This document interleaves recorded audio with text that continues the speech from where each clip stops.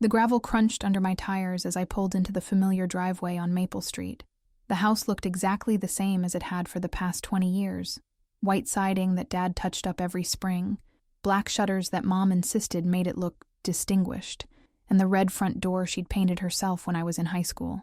But I knew something they didn't know. I knew this house had almost been taken away from them 3 months ago. The smell of my mother's pot roast greeted me as soon as I opened the front door. It used to make me feel safe, that rich aroma of beef and vegetables that meant Sunday dinners and family time. Tonight, as I hung my coat on the same hook I'd used since I was tall enough to reach it, it just made my stomach turn with anxiety. "Sarah, there you are," Mom called from the kitchen. "And I was beginning to think you weren't coming. Sorry, I got stuck at the office," I called back, which wasn't entirely a lie. I had been at the office, my second office, the one where I did freelance graphic design work until midnight most nights.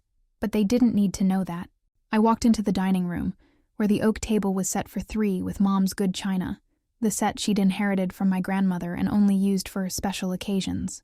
The irony wasn't lost on me that tonight felt anything but special, even though it was about to become one of the most important nights of our lives. "Sit down, honey," Dad said from his usual spot at the head of the table. His hair had gotten grayer in the past year, I noticed, and there were new lines around his eyes, lines I'd been too busy to notice during my infrequent visits home. "Your mother's been cooking all afternoon." I took my seat, the same chair I'd occupied for every family meal since I was old enough to sit without a booster seat. The chandelier above us cast the same warm light it always had, illuminating the family photos on the sideboard. My high school graduation, my parents, wedding picture, vacations from when I was little. But somehow the whole room felt colder than I remembered. "So," Mom said, settling into her chair with a soft grunt, "tell us about work. How's the marketing company treating you?" "It's going well," I said, which was true. My day job at Davidson Marketing was actually going better than ever.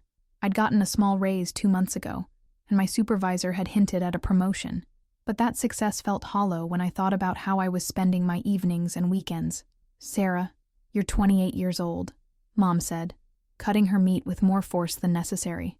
"When are you going to get serious about your life?" The question hit me like a physical blow. I had been serious about my life, more serious than I'd ever been about anything. But how could I explain that to them? "I am serious, Mom. I have a good job at the marketing firm. I'm..." "Marketing," Dad interrupted, not looking up from his plate. His voice carried that dismissive tone I'd heard so many times before. "That's not a real career, Sarah. You're just making pretty pictures for companies that don't care about you. Where's the stability in that? Where's the future?" The words hit harder than they should have. Maybe because I'd been working 16-hour days for the past 8 months, juggling my regular job with weekend catering shifts and late-night design projects. Maybe because I was exhausted from the secret I'd been carrying, the weight of knowing something they didn't know about their own lives. "Your cousin Jenny just got promoted to senior accountant at that big firm downtown," Mom continued, spearing a piece of carrot with her fork. "She bought a house last month, a real house with a proper yard, not some tiny apartment like yours.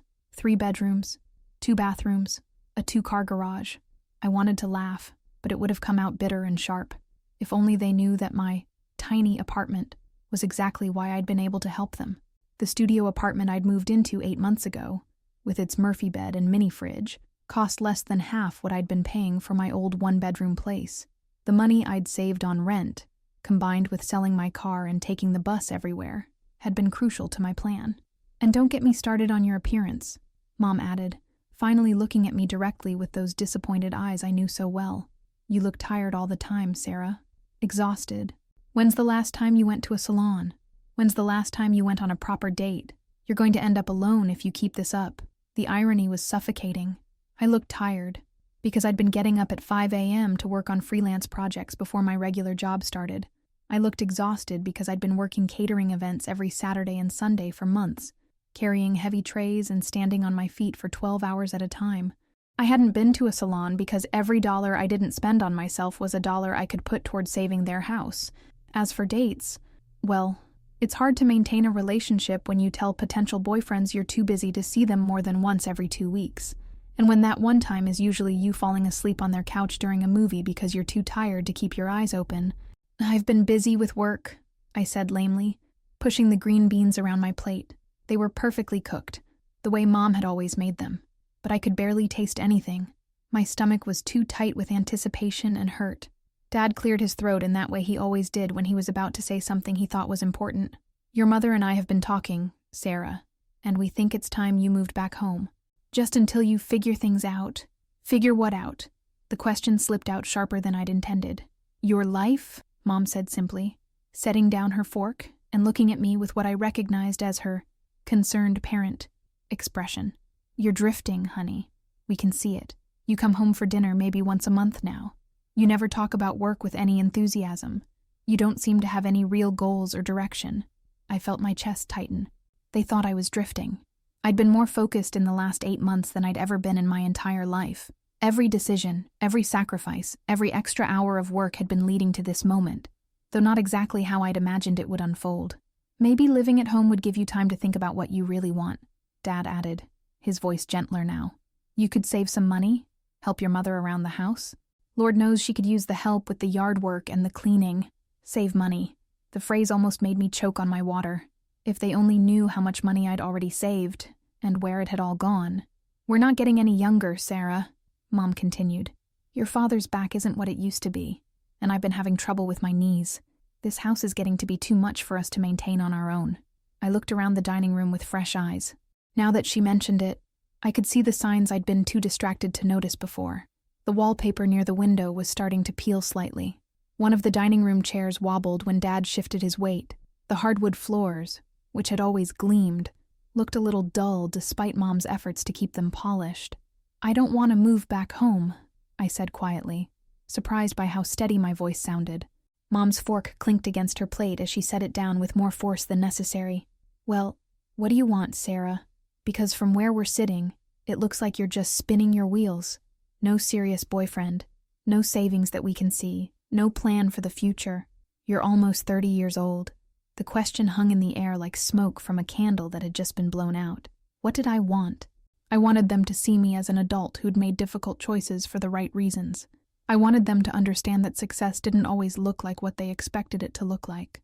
I wanted them to know that their daughter wasn't a failure drifting through life. She was someone who'd noticed when they were struggling and had quietly done something about it. But most of all, I wanted them to stop looking at me like I was a disappointment, like I was the one family member who couldn't get her life together. You know what your problem is, Sarah? Mom continued when I didn't answer right away. You don't take anything seriously. You float through life thinking everything will just work out somehow. But it doesn't work that way. Life requires planning. It requires sacrifice. You need to make hard choices and stick with them. Hard choices, sacrifice. I almost laughed out loud this time, but I caught myself. They had no idea how hard my choices had been, how much I'd sacrificed over the past 8 months. I need some air, I said, standing up abruptly. My chair scraped against the hardwood floor. The same floor I'd learned to walk on when I was 10 months old. The same floor where I'd played with my dollhouse every Christmas morning. Where I'd done homework at the coffee table while Mom cooked dinner. Sarah, sit down, Dad said firmly, using the voice that had made me freeze in my tracks when I was a child. And we're not finished discussing this, but I was already walking toward the back door, my hands shaking slightly as I turned the handle. I needed a moment to collect myself, to figure out how to tell them what I'd done without it sounding like I was trying to make them feel guilty. The November air hit my face like a wake-up call, crisp and sharp, with the promise of winter.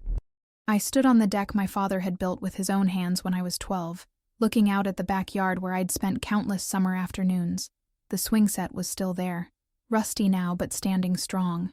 The garden where Mom had taught me to plant tomatoes every spring was dormant for winter, covered in fallen leaves that crunched under my feet as I walked to the railing.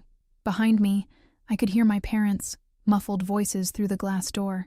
They were probably discussing my attitude and my lack of direction, trying to figure out what they'd done wrong to end up with a daughter who seemed so lost. They had no idea that their supposedly directionless daughter had been working towards something specific for months, that every decision I'd made since February had been carefully calculated to achieve one goal, saving their house. I pulled out my phone with trembling fingers and opened my email app.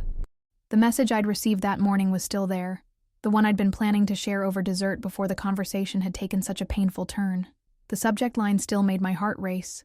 Payment confirmation. Final installment received. Account number 47391. $61,000. That's how much it had cost to bring their mortgage current. and pay off the back taxes that had been accumulating for 3 years. $61,000 I'd earned by taking on extra work, selling everything I owned that wasn't absolutely essential, and living like a broke college student again at 28. The foreclosure notice had arrived on a Tuesday in February. I knew because I'd been helping Mom organize her recipe collection that day, and I'd seen the certified letter sitting on the kitchen counter. When she went to the bathroom, I'd quickly read the return address: Whitman County Tax Office, urgent, final notice. That night, I'd done something I'd never done before.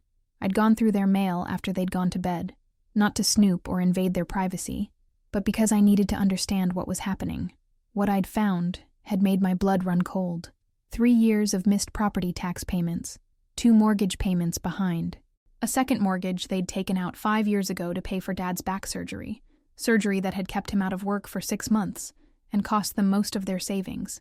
Bills from the hospital, bills from physical therapy, credit card statements showing minimum payments on balances that seemed to grow every month despite their efforts.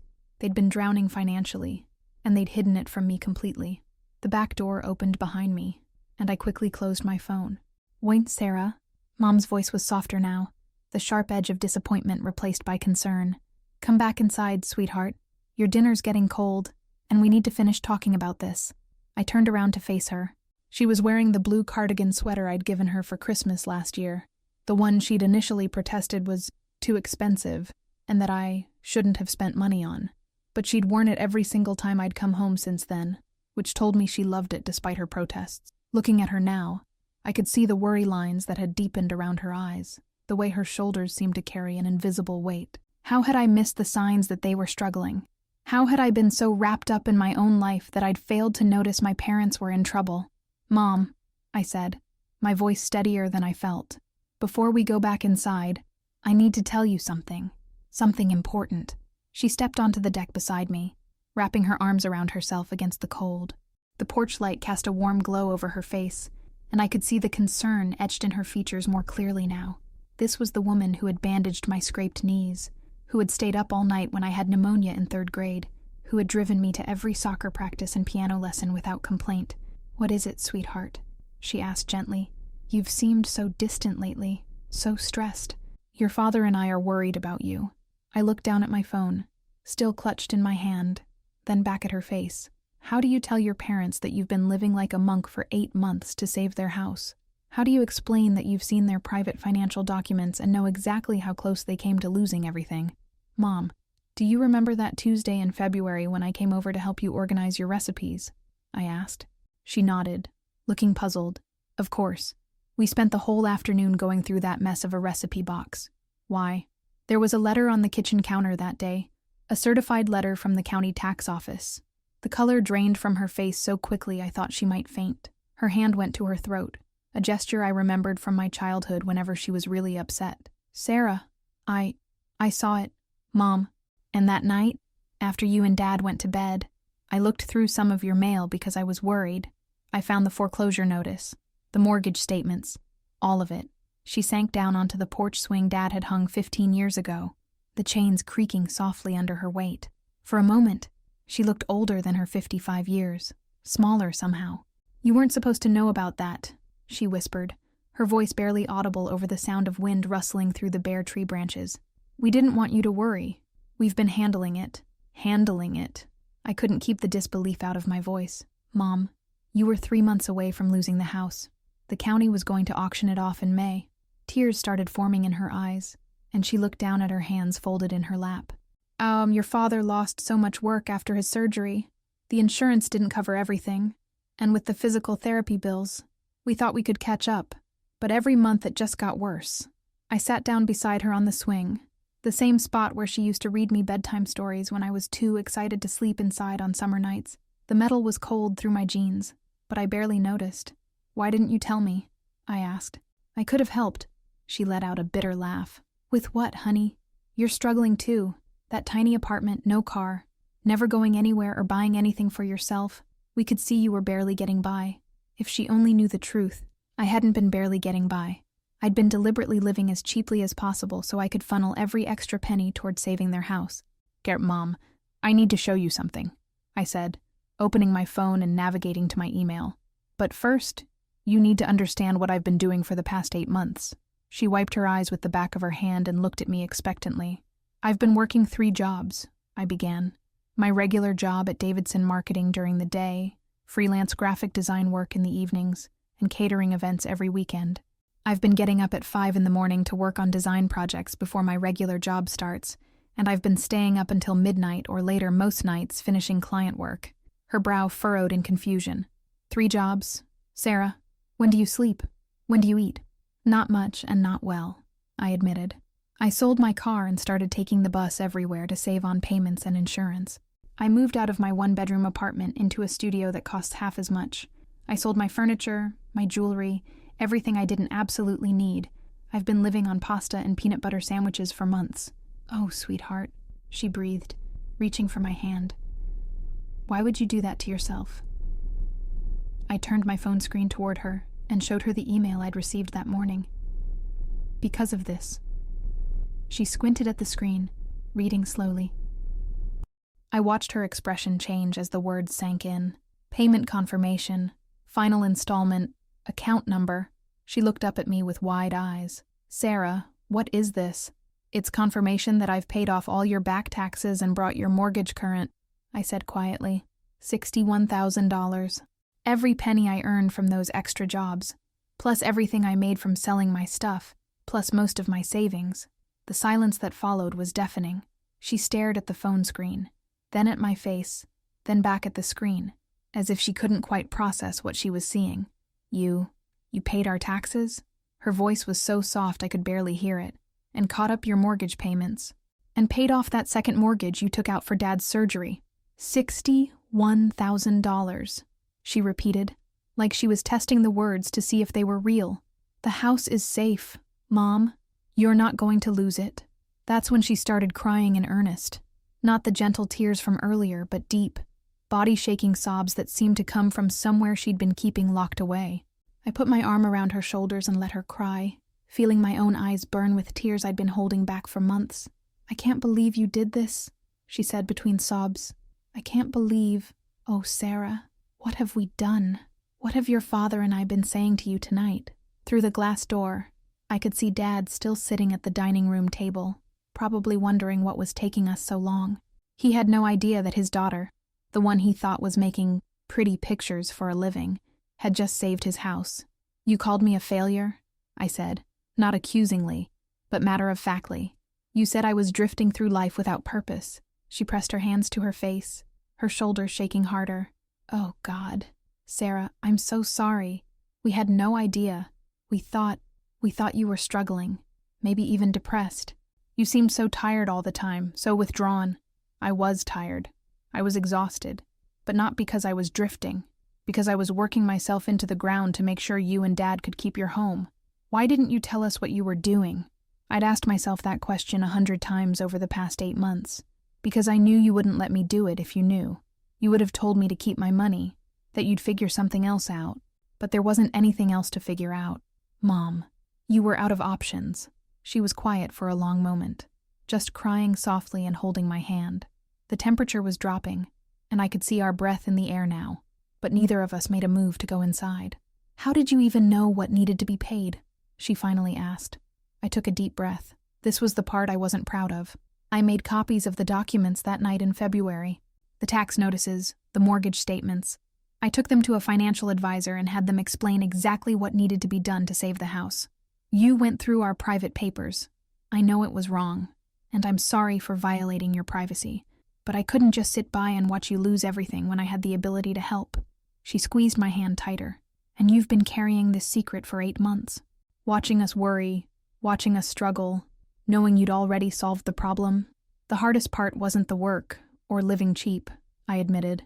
It was tonight, sitting at that table, listening to you and Dad tell me I was a failure, that I had no direction, that I needed to move back home and figure out my life. I wanted to tell you so many times what I was really doing, but I wanted to wait until it was finished, until I could give you the good news instead of just more worry. She turned to look at me fully, her eyes red-rimmed but bright, with something I couldn't quite identify. Pride, maybe, disbelief. $61,000, she said again. In 8 months. How is that even possible? Freelance graphic design pays surprisingly well if you're willing to work nights and weekends. And catering companies always need extra help for weddings and corporate events. Plus, I got a small inheritance when Great Aunt Helen died last year. I hadn't told anyone about it because it wasn't that much, but it helped. And you used all of it to save our house. What else was I going to use it for? A bigger apartment? A new car? None of that mattered compared to making sure you and Dad could stay here. The back door opened, and Dad appeared, looking concerned and slightly annoyed. "What's going on out here?" he asked. "You've been gone for 20 minutes, and dinner's stone cold. And Margaret, why are you crying?" Mom and I looked at each other. She wiped her eyes with her sleeve and stood up slowly. "Tom," she said, her voice still shaky, "you need to sit down. Sarah has something to tell you." "I'm fine standing. Thank you," he said stubbornly, crossing his arms. "Whatever this is about, we can discuss it inside where it's warm." "Dad," I said, standing up and facing him, "remember how you said I needed to make hard choices and take life seriously?" He nodded curtly. "That's exactly what I said. And I meant it." I held up my phone so he could see the screen. "I made the hardest choice of my life 8 months ago. And I've been more serious about something than I've ever been about anything." He squinted at the phone, then looked up at me with confusion. "What am I looking at here?" "Payment confirmation," Mom said quietly. "For $61,000. Sarah paid off our back taxes and caught up our mortgage." The expression that crossed Dad's face was unlike anything I'd ever seen before. Confusion gave way to shock. Shock gave way to disbelief. And disbelief gave way to something that looked almost like pain. That's not possible," he said slowly. "Sarah doesn't have that kind of money." "I didn't 8 months ago," I said. "But I earned it. Working 3 jobs, selling everything I owned, living like a college student all over again. All so you wouldn't lose the house." He stood there for what felt like an eternity, just staring at me. Then he sank down onto the porch steps, his head in his hands.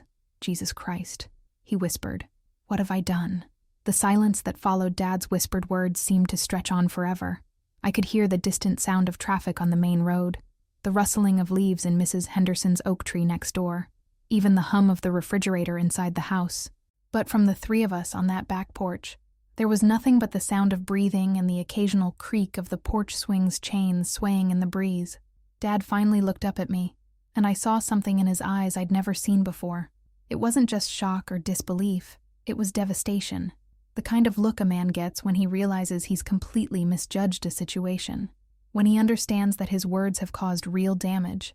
"Sarah," he said, his voice hoarse, "I called your career meaningless. I said you were making pretty pictures for companies that don't care about you."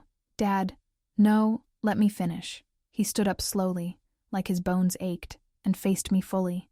"Those pretty pictures you've been making paid $61,000 to save our house. The house I've been too proud to admit we were losing." Mom reached out and touched his arm gently. "Tom, she's been working 3 jobs for 8 months, getting up at 5 in the morning, staying up past midnight, living on almost nothing. 3 jobs, he repeated, shaking his head, while we've been sitting here thinking she couldn't handle one."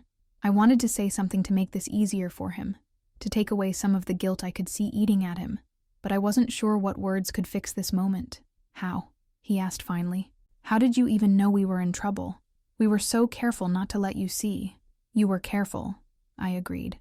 "But I saw the tax notice that day I came over to help Mom with her recipes. And that night, after you went to bed, I looked through some of your mail because I was worried." His jaw tightened. "You went through our private papers." "Tom," Mom said softly, but he held up a hand. "No, Margaret, she's right to have done it. Obviously, she's the only one in this family who was thinking clearly." He looked at me again. "What did you find?" I took a deep breath. This was the conversation I'd been both dreading and preparing for since February. 3 years of unpaid property taxes. 2 missed mortgage payments on the primary loan. The full balance still owed on the second mortgage you took out for your back surgery. Late fees and penalties that were adding up every month. He winced at each item I listed, like I was physically striking him. The foreclosure notice said the county would auction the house on May 15th if the back taxes weren't paid in full by then. I continued. "That was 3 months away when I found out. May 15th, Mom whispered. "That was my birthday." "I know," I said quietly. "And I couldn't let you lose your home on your birthday." Dad turned away from us, gripping the porch railing with both hands. His knuckles were white in the dim light from the kitchen window. $61,000. he said to the darkness of the backyard. How the hell does a 28-year-old come up with $61,000 in 8 months? I told you. I worked. 3 jobs. I heard that part. He turned back to face me. But Sarah, that's more money than your mother and I make together in a year after taxes. How is that possible? I pulled out my phone and opened the calculator app. I'd done this math so many times over the past months that I could recite it from memory. My regular job at Davidson Marketing pays me $42,000 a year after taxes, I began. The freelance graphic design work varies, but I was averaging about $1,500 a week working evenings and nights. The catering company pays $22 an hour plus tips, and I was working 12-hour shifts every Saturday and Sunday. Dad's eyes widened as I continued. Then there was the inheritance from Great Aunt Helen, $12,000 that I hadn't told anyone about. Plus, I sold my car for $8,000, my furniture for about $3,000, and my jewelry and other belongings for another $2,000. You sold your car, Mom gasped. Sarah, how have you been getting to work? Bus routes and walking. My regular job is only about 2 miles from my apartment, so it's not bad when the weather's decent. For catering events, I take ride shares, but the tips usually cover the cost. And your apartment, Dad said slowly. You moved to save money, from a 1-bedroom that costs $1,200 a month to a studio that costs $550. The neighborhood's not as nice, but it's safe and clean. He ran his hand through his hair, a gesture I recognized from my childhood when he was trying to process something difficult. Let me make sure I understand this, he said. You know, for 8 months, you've been working about 80 hours a week, living in a tiny apartment in a worse neighborhood, taking the bus everywhere, eating God knows what for food. Also, you could save our house. That's right. And during this time, your mother and I have been lecturing you about getting your life together, about not having any ambition, about being a failure. The word failure hung in the air between us like a slap. I saw Mom flinch when he said it. I never said she was a failure, Mom protested weakly. You didn't use that exact word, I said gently, but it's what you meant, both of you. And I understand why you thought that. From the outside, my life probably did look like a mess. From the outside, Dad repeated. Jesus, Sarah, we're your parents. We should know what's really going on with you. You couldn't have known unless I told you. And I couldn't tell you because you would have stopped me. Damn right we would have stopped you, he said fiercely. No parent should let their child sacrifice their life to fix their parents' mistakes. They weren't mistakes, Dad. You got hurt. You needed surgery. You couldn't work for months. That's not a mistake. That's life happening. The mistake was not telling you how bad things had gotten. The mistake was letting our pride get in the way of asking for help when we needed it. He looked at Mom, then back at me. The mistake was making our daughter choose between watching us lose our home and destroying her own life to save it. I didn't destroy my life, I said firmly. I made sacrifices. There's a difference, is there? Mom asked softly. Sarah, when's the last time you went out with friends? When's the last time you bought yourself something nice? Or took a vacation? Or even went to see a movie? I tried to remember and realized I couldn't. The last movie I'd seen in a theater was probably last Christmas. The last time I'd bought clothes that weren't from a thrift store was even longer ago than that. That's not important, I said, but my voice lacked conviction. It is important, Dad said. You're 28 years old. These should be some of the best years of your life, and instead you've spent them working like a machine to fix problems you didn't create. But the house is saved, I said. That's what matters. No, Sarah, Mom said, tears starting again. What matters is that we raised a daughter who thinks our problems are more important than her own happiness. What matters is that we failed you so badly that you felt like you had to carry this burden alone. The conversation was taking a turn I hadn't expected. In all the months I'd been planning this revelation, I'd imagined their gratitude, their relief, maybe some guilt about misjudging me. But I hadn't expected this level of anguish, this sense that they felt I'd sacrificed too much. I made these choices because I love you, I said, both of you.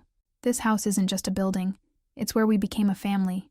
It's where I grew up, where I learned to ride a bike in the driveway, where we had Christmas mornings and birthday parties and Sunday dinners. I couldn't let you lose that. But what about what you lost? Dad asked. What about the life you gave up to save ours? Before I could answer, the kitchen door opened, and warm light spilled onto the porch. We all turned to see who it was, but no one was there. The wind had blown it open. We should go inside, Mom said, shivering. We're all going to catch our deaths out here. But none of us moved. There was something about being outside, away from the dining room where this conversation had started so badly, that made it easier to say the hard things. "I want to know about the catering work," Dad said suddenly. "What kind of events? What did you have to do?" I wasn't sure why he was asking, but I answered anyway. Mostly weddings and corporate parties. I'd arrive at 7 in the morning to help with setup, then serve food and drinks for the event, then clean up afterward. Usually 12 to 14 hours on Saturdays, 10 to 12 on Sundays. On your feet the whole time. Most of it, carrying heavy trays, setting up tables and chairs, washing dishes. He was quiet for a moment, and I could see him processing what that meant. His own back problems had started from years of physical labor, and he knew how exhausting that kind of work could be. "And the freelance design work," Mom said. "You were doing that at night after your regular job, usually from 8 until midnight or later, sometimes until 2 in the morning if I had a big project due." "Sarah," she breathed, "that's only giving you a few hours of sleep." I managed. Coffee helped. "This isn't managing," Dad said sharply. "Man, this is killing yourself slowly. No one can maintain that pace indefinitely." I didn't have to maintain it indefinitely. I just had to maintain it long enough to save the house. And I did. "At what cost?" Mom asked. "Look at yourself, sweetheart. You're exhausted. You've lost weight. When's the last time you saw a doctor? When's the last time you took a day off?" I tried to remember and couldn't. Every day for the past 8 months had been scheduled down to the minute. Regular job, freelance work, catering shifts, sleep when possible. "The point is, it's done now," I said. "The house is safe, the back taxes are paid, the mortgage is current, you don't have to worry anymore." "But now we have to worry about you," Dad said. "Our daughter worked herself into the ground to fix our problems, and we were too blind and too proud to see it, and too quick to judge," Mom added softly. "Sarah, the things we said to you tonight at dinner, you didn't know," I said again. "How could you have known? We should have asked more questions instead of making assumptions," Dad said. "We should have paid closer attention to our own daughter instead of being so wrapped up in our own problems." The wind picked up, rattling the bare branches of the maple tree Dad had planted when I was born. 28 years old, just like me. He'd always said that Tree and I would grow up together. "I need to ask you something," Dad said, his voice serious. And I need you to be completely honest with me." I nodded, though I wasn't sure I was ready for whatever he was going to ask. "Are you okay? I mean really okay? Not financially, not professionally, but personally, emotionally, because what you've described, the way you've been living, it sounds like you've been running on nothing but determination and caffeine for 8 months." The question hit me harder than I expected. Was I okay? I'd been so focused on the goal, on saving the house, that I hadn't really stopped to consider how I was doing as a person. "I'm tired," I admitted. "Really, really tired." "What else?" Mom asked gently. "Lonely, I guess. I haven't seen my friends much lately. I haven't dated anyone. I've barely had time to call or text people back." "Do you feel like it was worth it?" Dad asked.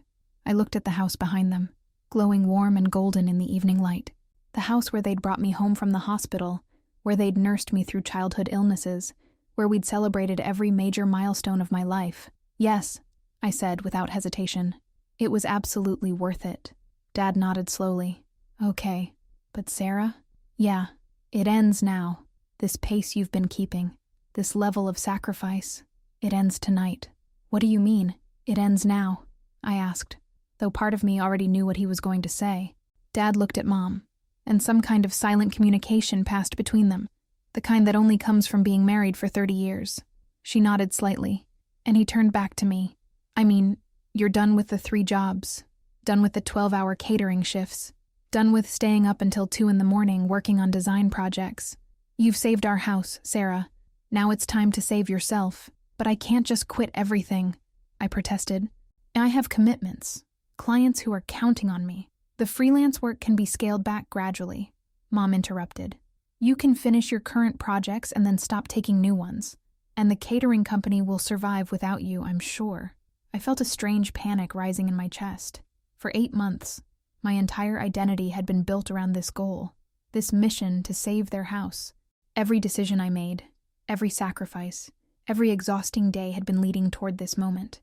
And now that it was over, I wasn't sure who I was supposed to be, What if there are other expenses? I asked. What if something else comes up with the house, or Dad's back gets worse, or— Sarah, stop. Dad's voice was firm, but gentle. What you've done is incredible, but you can't spend the rest of your life trying to anticipate and solve our problems before we even know they exist. But what if— No. He held up his hand. No more what ifs. Your mother and I are adults, and it's time we started acting like it. We should never have let things get so bad in the first place, and we sure as hell shouldn't have let our daughter sacrifice her entire life to fix our mistakes. They weren't mistakes, I said again, but my voice sounded weak, even to me. Yes, they were, Mom said firmly. Not the surgery or the missed work. Those things couldn't be helped. But not telling you how bad things had gotten, letting our pride keep us from asking for help, making you feel like you had to carry this burden alone, those were mistakes. Big ones. The kitchen door had blown open again, and this time Dad walked over and propped it closed with the doorstop. When he came back, his expression was more serious than I'd ever seen it. I need to tell you something, Sarah, and I need you to listen to the whole thing before you say anything. I nodded, though my stomach was churning with anxiety. Your mother and I talked to a bankruptcy lawyer 3 weeks ago. The words hit me like a physical blow. What? We were out of options, he continued quickly. The foreclosure date was getting closer, and we couldn't see any way to come up with the money we needed. The lawyer said we could file for Chapter 7, discharge most of our debts, and maybe work out a payment plan to keep the house. But that would have ruined your credit for years, I said. Our credit was already ruined, Mom said quietly. Late payments, maxed out credit cards, missed mortgage payments. Sarah, we were already living in financial ruin. We just hadn't accepted it yet. The lawyer told us it would probably take 18 months to 2 years to work through the bankruptcy process. Dad continued. We would have lost the house anyway, most likely, but at least we would have been able to start over with a clean slate. I felt dizzy suddenly, and I sat down hard on the porch swing. So you didn't actually need me to save the house. You had another option. We had a terrible option, Mom corrected. One that would have meant admitting failure, losing our home, and starting over at 55 years old. Your solution was so much better that we couldn't have even dreamed it. But you would have survived, I pressed. You would have been okay. Eventually, maybe, Dad said. But Sarah, that's not the point. The point is that you took on a burden that wasn't yours to carry. You saw us struggling and decided it was your responsibility to fix it, even at enormous personal cost. Because I love you, I said, my voice breaking a little. Because this family, this house, it means everything to me. It means everything to us, too, Mom said, sitting down beside me and taking my hand. But not more than you do. Never more than you do. We sat in silence for a moment, the weight of everything that had been said settling over us like a blanket. The temperature had dropped even more, and I could see our breath in the air now. I want to show you something, Dad said suddenly, pulling his phone out of his pocket. I've been working on this for the past 2 weeks, ever since we talked to the bankruptcy lawyer. He scrolled through his phone for a moment, then held it out to me. It was a job posting from the county maintenance department. Equipment operator, I read aloud. Full-time position with benefits. I applied for it last Monday, he said. My back's better now. The physical therapy helped more than I expected, and I'm ready to work again. Really work. Not just the odd jobs I've been picking up here and there. Dad, that's great, but there's more, Mom interrupted, pulling out her own phone. I've been looking into going back to work too. There's a position at the elementary school, working in the main office. Part-time to start, but it's something. I looked back and forth between them, trying to process what they were telling me. You're both going back to work. We should have done it months ago, Dad said. I was so focused on feeling sorry for myself after the surgery, so worried about re-injuring my back, that I let fear keep me from doing what needed to be done. And I was so busy trying to manage all the bills and paperwork that I didn't think about bringing in additional income, Mom added. We were both so overwhelmed by the problem that we couldn't see the solutions. But even with both of you working, I said slowly, it would have taken years to catch up on what you owed. Yes, it would have, Dad agreed. But we would have gotten there eventually. And more importantly, we would have gotten there without destroying our daughter's life in the process. The word, destroying, hit me hard. Is that really what I'd done? Destroyed my life? I didn't destroy my life, I said, but the words sounded hollow. Sarah, Mom said gently, when's the last time you were truly happy? Not satisfied with accomplishing a goal or proud of finishing a project, but genuinely happy. I tried to think of an answer and came up empty. Every emotion I'd felt over the past 8 months had been tied to the house, to the money I was earning, to the progress I was making toward saving them. When had I last felt joy that wasn't connected to that mission? I was happy tonight, I said finally, when I got to tell you that the house was saved, when I saw the relief on your faces. That's not the same thing, Dad said. That's satisfaction from helping others. I'm talking about happiness that comes from living your own life, pursuing your own dreams, building your own future. My future is tied to yours, I protested. We're a family. Yes, we are, Mom agreed. But being a family doesn't mean sacrificing yourself for us. It means supporting each other while we all pursue our individual paths. A car drove by on the street in front of the house, its headlights briefly illuminating the front yard before disappearing into the distance. How many times had I sat on this porch as a child, watching cars go by and wondering where they were going, what adventures the people inside were having. I don't know how to stop, I admitted quietly. For 8 months, every decision I've made has been about earning money to save the house. I don't remember how to make choices just for myself. It'll come back to you, Mom said, squeezing my hand. But it's going to take time, and it's going to require you to consciously step back from this pattern you've created. What if I can't? I asked. What if I've gotten so used to living this way that I don't know how to live any other way? Then we'll help you figure it out, Dad said firmly. The same way you helped us when we were in trouble, even though we didn't know we needed help. But first, Mom said, you need to understand something. What you did for us, the sacrifice you made, the way you put our needs ahead of your own. It was incredible. It was the most generous, loving thing anyone has ever done for your father and me. But it also broke our hearts. What do you mean? We raised you to be independent, Dad explained. We raised you to build your own life, to chase your own dreams, to find your own happiness.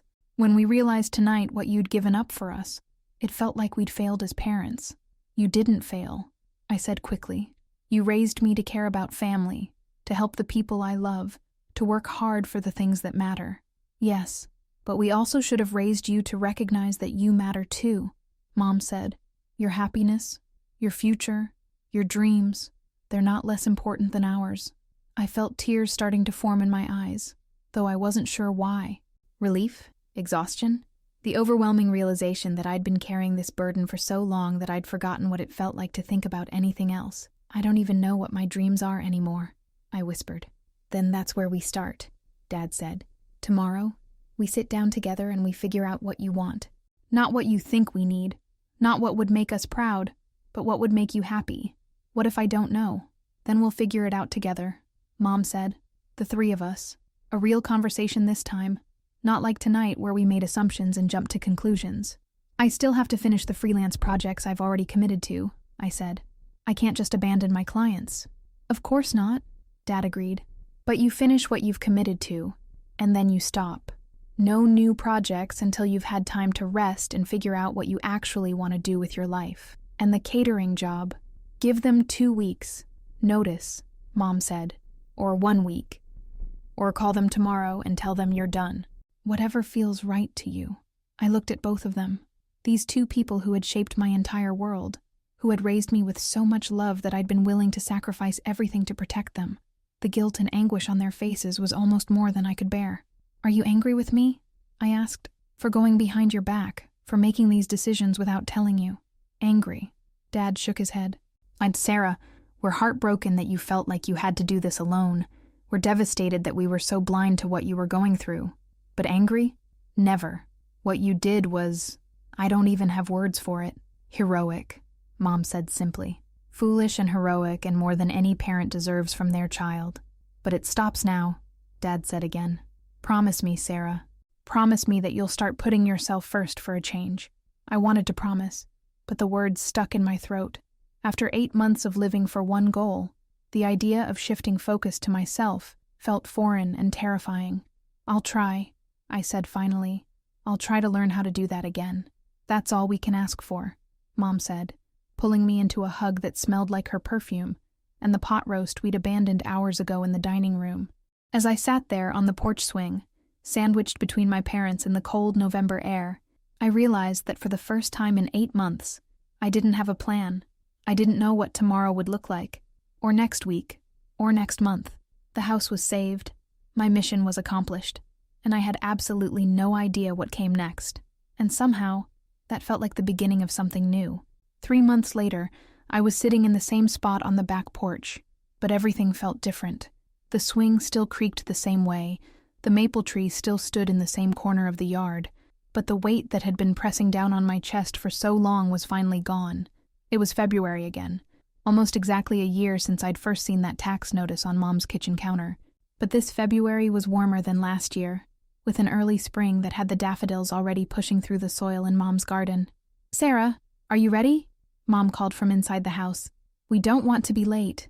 I smiled and stood up from the swing, brushing off my jeans. Today was Dad's first day at his new job with the county maintenance department. After weeks of interviews and waiting, he'd finally gotten the call 3 days ago. Mom had started her part-time position at the elementary school the week before, and she'd come home every day with stories about the kids and the teachers that made her face light up in a way I hadn't seen in years. "Coming," I called back, taking one last look at the yard. Spring was definitely on its way. I could smell it in the air, see it in the tiny green buds on the trees, feel it in the warmth of the sun on my face. When I walked into the kitchen, Mom was packing Dad's lunch into the cooler he hadn't used in over 3 years. He was standing at the counter, adjusting his work shirt and looking nervous but excited. "You look good, Dad," I said, and I meant it. The past 3 months had been good to him. He'd been doing physical therapy consistently, eating better, and the prospect of returning to real work had given him a sense of purpose he'd been missing since his surgery. "I feel good," he admitted, grinning at me. "Nervous as hell, but good." "You're going to do great," Mom said, handing him the cooler. "And remember, if your back starts bothering you at all, I'll take breaks and use proper lifting techniques," he finished, giving her a kiss on the cheek. "We've been over this 100 times, Margaret." I watched them with a warmth in my chest that I'd almost forgotten was possible. This was what normal looked like.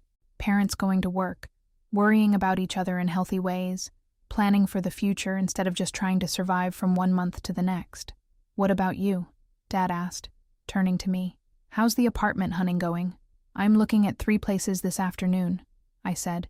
2 one-bedrooms and a small 2-bedroom that might be perfect if I decide to turn the extra room into a home office. It had taken me 2 months to work up the courage to start looking for a bigger apartment. After living in the studio for so long, the idea of spending more money on rent had felt almost sinful. But Mom and Dad had finally convinced me that I could afford to live like a human being again. "Any of them in better neighborhoods than where you are now?" Mom asked hopefully. "All of them," I laughed, "including one that's only about 10 minutes from Davidson Marketing, so I could probably walk to work when the weather's nice." The truth was, I could afford a lot more than I'd been allowing myself to consider. My regular salary at Davidson Marketing had always been decent, and without the pressure of earning extra money for the house, I could actually live on it comfortably.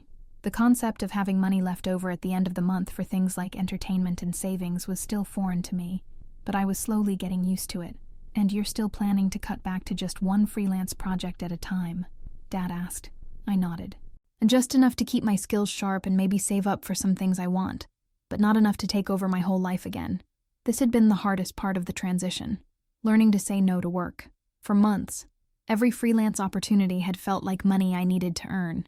Every catering shift had been essential to my goal. Breaking that mindset had required constant reminders from my parents and, eventually, a few sessions with a therapist who specialized in helping people who'd burned themselves out. "Good," Mom said firmly. "Work should enhance your life, not consume it." Dad glanced at the clock on the microwave. "I better get going. Don't want to be late on my first day." "Take pictures," I called after him as he headed for the garage. "I want to see your work truck." After he left, Mom and I settled at the kitchen table with our coffee. This had become our routine over the past month. She'd leave for work at the elementary school around 9, and I'd head to Davidson Marketing around 9:30 DR, but we'd always have this half hour together in the morning. "How are you feeling?" she asked, a question she'd been asking me regularly since that night on the back porch in November. "Good," I said, and realized I actually meant it. Different, but good.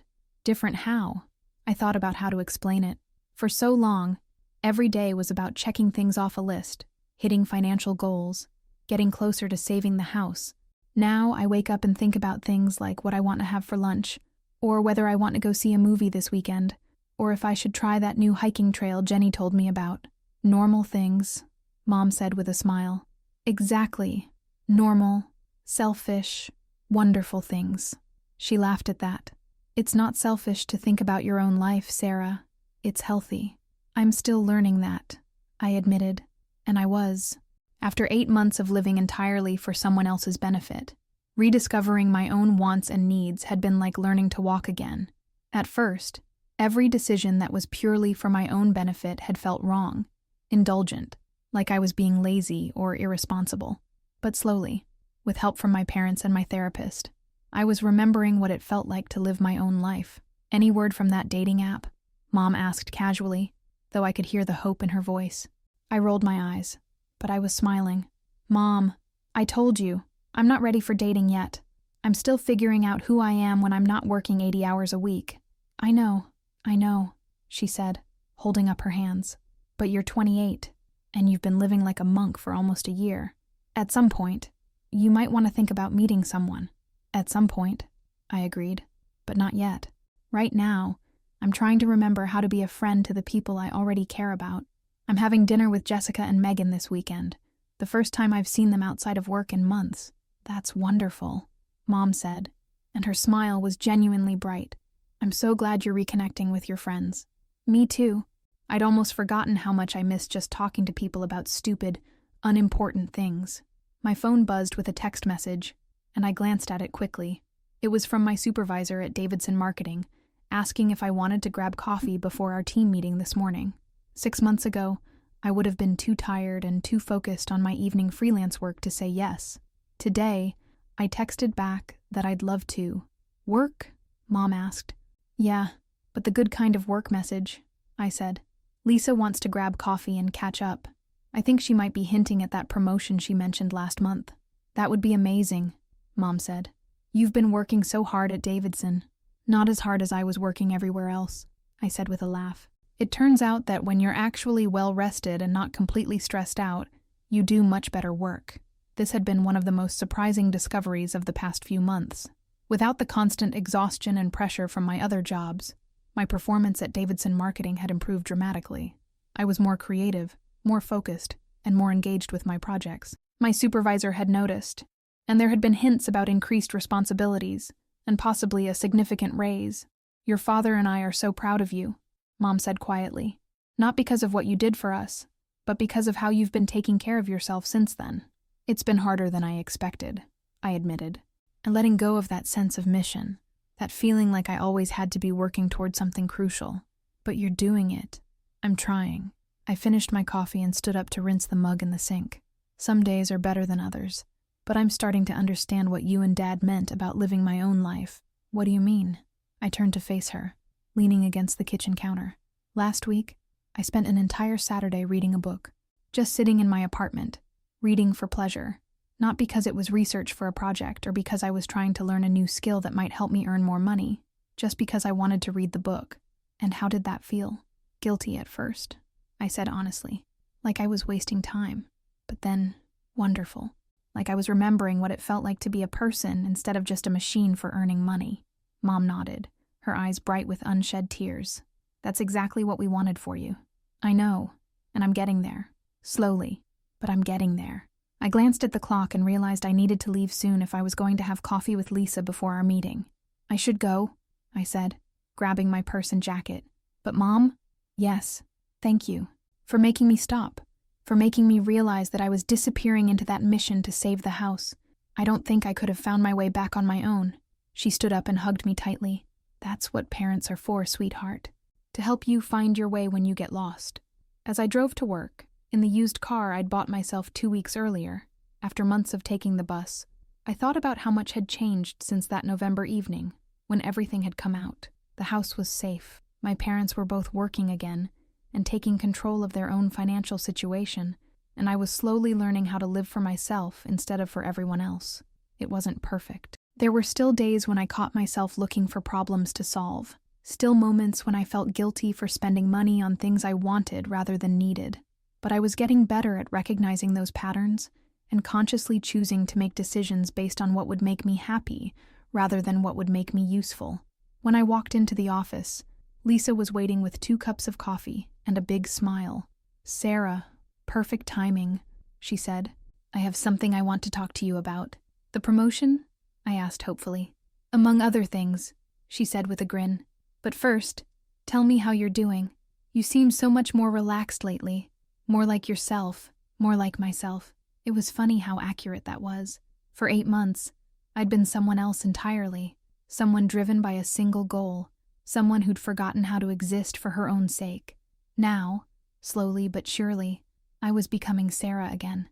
Not the Sarah who'd been drifting through life without direction, as my parents had thought, but the Sarah who could balance caring about others with caring about herself. "I'm doing really well," I said.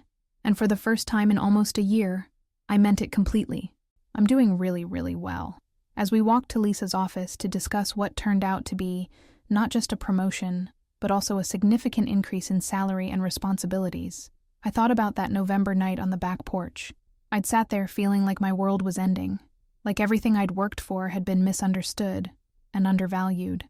But really, that night had been the beginning of something new. The night I'd learned that being loved didn't mean carrying everyone else's burdens, and that being strong didn't mean sacrificing my own happiness for others.